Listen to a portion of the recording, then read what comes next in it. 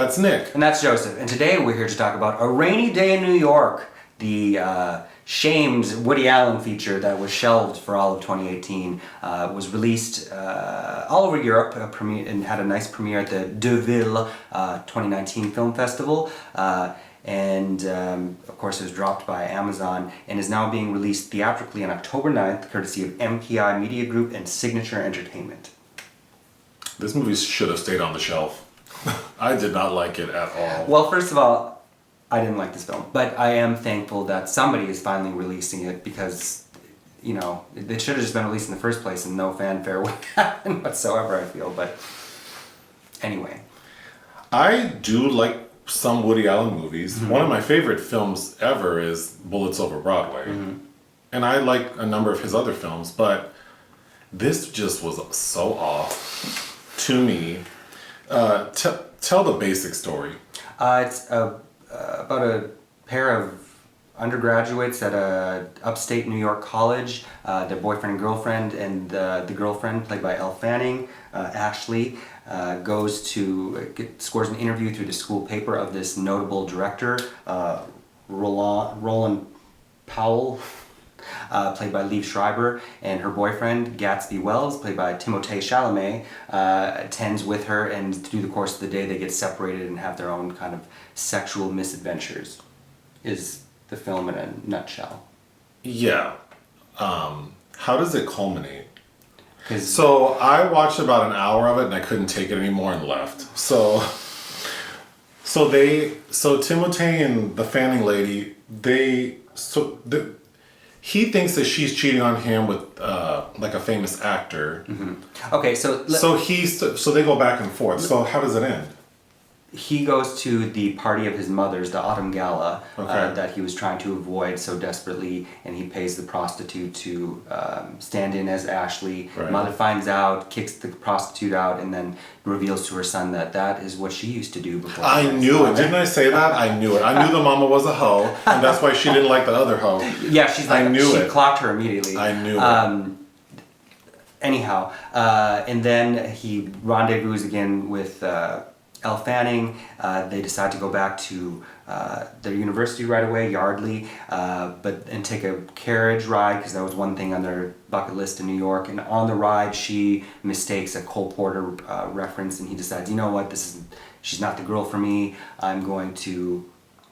He gives her a chunk of money and says, "You go back to school." He gets off the carriage, runs into Central Park, and has a rendezvous with Selena Gomez, and they kiss in the rain.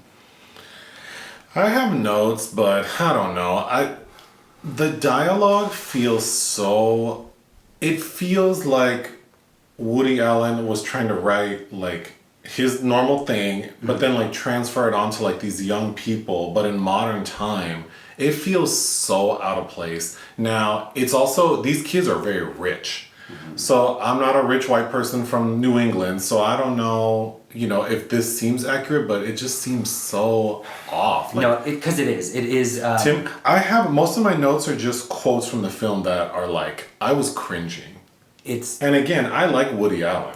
I like Woody Allen. The problem with Woody Allen is his insistence on pooping out a movie every year means that oftentimes he's repeating himself. 2018 was actually the first year, because of this shelving, since 1981 that he didn't have a film in the theater. Oh. So that said, there's some bottom of the barrel Woody Allen, and unfortunately this feels like it. And and about the mid to late 90s is when he started having other actors do his shtick, and it either works kind of or it doesn't work at all. I think Jesse Eisenberg and Larry David can do a decent Woody Allen. I think Justin Timberlake, Kenneth Branagh, and Timothée do not. So one of the first lines out of Timothée's mouth, because the first scene is him walking with Fanning lady like through the campus. They're talking about some student, and he says mono is a 2-credit course at the school. Mm-hmm. Like, are 20-somethings worried about mono? Is that a thing? Like, when I was in 25 years ago, I remember people talking about mono. It just feels so dated. It's so dated. He runs into an old classmate in New York. God. That's probably the worst scene for me, because the dialogue... blah blah. Did you hear about so and so? He got caught passing bad checks. What year is it? And then like he says something about Ashleigh. He's like Ashleigh Wilkes from Gone with the Wind. No, these children are not talking about Gone with the Wind. My next note is Timothée is giving me the heebie-jeebies. Yeah. He's doing this weird thing with like his posture and then his mouth. It did not work. And I don't know this man's work. I didn't see the one movie, Call Me By Your Name. Call Me By Your Name. So I don't really know his style, but I don't dislike him. I just thought he was terrible. You've seen Lady Bird. I don't remember him in Lady Bird. He's in it. I remember the lady from Roseanne. That's it. Oh, and the main girl jumping out of the car. Yes. Laurie Metcalf and Sarah Shea. My next note is it's good to be white. Because the stuff they're talking about and their problems, ugh. Oh,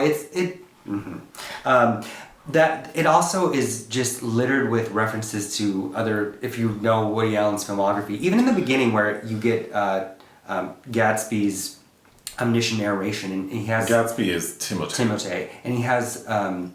a line about ticks being a thing, and that's Judy Davis has a wonderful moment, and I believe it's in Husbands and Wives, or is it Deacon? There's a Judy Davis moment where she's concerned with getting ticks walking around in the grass, which I don't know. And then of course the usual themes of love that's not supposed to happen, like he starts to gravitate towards Selena Gomez, who's the sister of an ex-lover, and then... Ex-lover? This boy's like 22. Ex-girlfriend. Like, and, no, you're right, but it's just like, the way he acts, like, you're a kid. What are you doing? I have another note we can go back to on that, but also what Elle Fanning goes through, who, like, 3 accomplished artists are all, like, flocking around her. You got Liev Schreiber, this director... an accomplished director, a writer played by Jude Law, and a very famous actor, Francisco Vega, played by Diego Luna. And they're all like smitten with her. And she is doing, I think Elle Fanning does a thing very well where she plays like a cute young woman.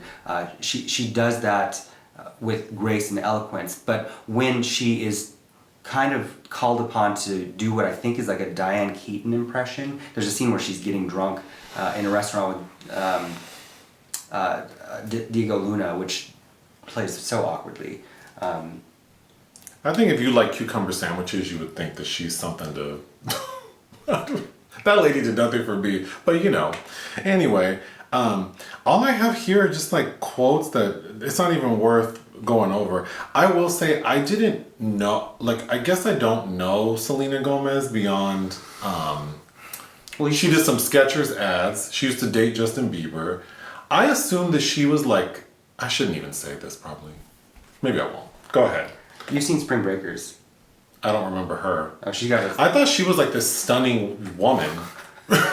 My impression of her, like the way she is and like the way young people used to talk about her, I thought she was like a J-Lo. Like just this gorgeous beauty. No. And when I saw her, I'm like, who's that lady who...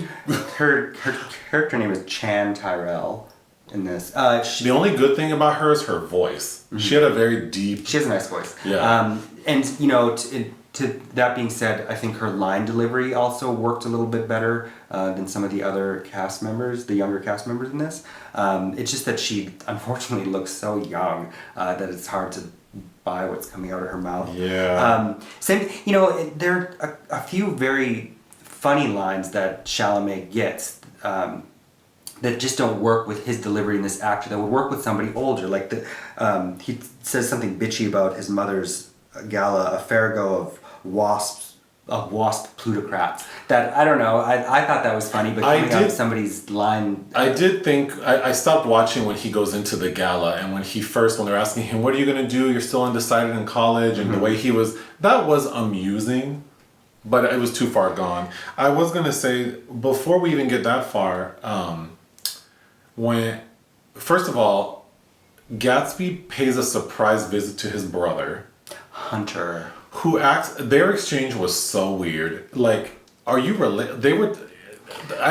It was so off to me, and the way Hunter tells Gatsby, like, I don't want to marry my fiancée because she has a weird laugh. That was the only funny thing in the movie to me, was her laugh. But the way Gatsby's trying to advise his brother, like, it was so off. It was so off. To throw in 2 cents of 2 positive notes to this film, Annaleigh Ashford plays his brother's fiance, and she does indeed have a funny laugh. And you recognize her from Bad Education with Hugh Jackman, and Who's she in that? she's Allison Janney's like. Oh, the niece who buys all the Yes. the stuff. Yeah. And she's also the friend of what's his name in Versace, the assassination of Gianni Versace. She's what's the Cunanan's best friend. She's Andrew's best friend? Yeah. Mm-hmm. Oh. Yeah, so I think she's funny, and Cherry Jones does get a nice monologue. Which one's that? The mother. Oh. His mother. Okay. But beyond that, I really didn't like it. Oh, when Jude Law's character, they're on their way. Jude and the Fanning lady are on their way to go find Liev Schreiber's character, who's absconded from the screening of his latest film, which he hates. So as they're on their way, Jude's character spots his wife like in a hotel, played by Rebecca Hall. so he's convinced that she's cheating on him with his best friend, and he's right. So he goes to confront her like in the front of the hotel, and then Ashleigh, Fanning's character, comes out. I thought that exchange was so annoying. Yeah. This is Rebecca Hall. That girl is so annoying. She's like a little reporter, and she's supposed. I don't know. Like, she's trying to be inquisitive. Mm-hmm. She's supposed to be inquisitive and cute and kind of and like appealing. Mm-hmm. She's none of those things. This is Rebecca Hall's second. She was in Vicky Cristina Barcelona, of course. Of course. But she was also one of the 3 cast members that donated their paycheck to Time's Up and other various organizations. And Rebecca Hall was a little wishy-washy on hers. Which She probably needs it. Well, no. Well, I thought was annoying. I'm not gonna give up my check. Also, Kate Winslet's recent backlash against Woody Allen is kind of like, well, annoying. But I don't know. It's very familiar to the Woody Allen universe, but none of it just works very well. It did remind me a lot of J.D. Salinger, like, because there are snippets in here that were like moments taken from different stories from 9 stories and put together. It just felt like that. And in fact, Gatsby Wells, he seemed very Holden Caulfield-ish to me, but not in a good way. I could be done. Do you have anything else? Did you like his singing when he does the Sinatra song and the He's fine. Selena Gomez? He's fine. I feel like that was the only time he was kind of palatable in this. I would give it... Oh, it was shot notably by Vittorio Storaro, who has been lensing Allen's film since Cafe Society in 2016. The look of it's fine. There's... In the dual storylines going on, there's some juxtapositions with The Rain in New York, with the fake kissing scene with Gomez and Chalamet, and then it's kind of re-invoked in a closed-in car with Elle Fanning and Jude Law, which I kind of liked those visual cues a bit. I will say I did like how New York looked in this film. It did. It felt kind of magical, actually. It did, and also not contemporary. I mean, if I were rich and white, maybe like. But not contemporary either. It didn't. Because the first 10 minutes of the film, the first few minutes of the film, I wasn't sure of the time period until he references Hamilton. And I missed that, so I wasn't sure of the time period until I saw a car, like a cab, and I'm like, oh, well, okay, so it's at least it's at least the 2000s. Because Chalamet keeps getting upset at Elle Fanning because she keeps changing the plans, and I'll meet you as here. if he can't text her. He's like, no, it's the Carlisle. It's like, well, just text her that. Yeah. Why? Anyway, what would you give it? What did I say? 2 out of 5. I would give it 1.5 out of 5 for someone who only watched an hour of it. So whatever. All right, bye. Bye.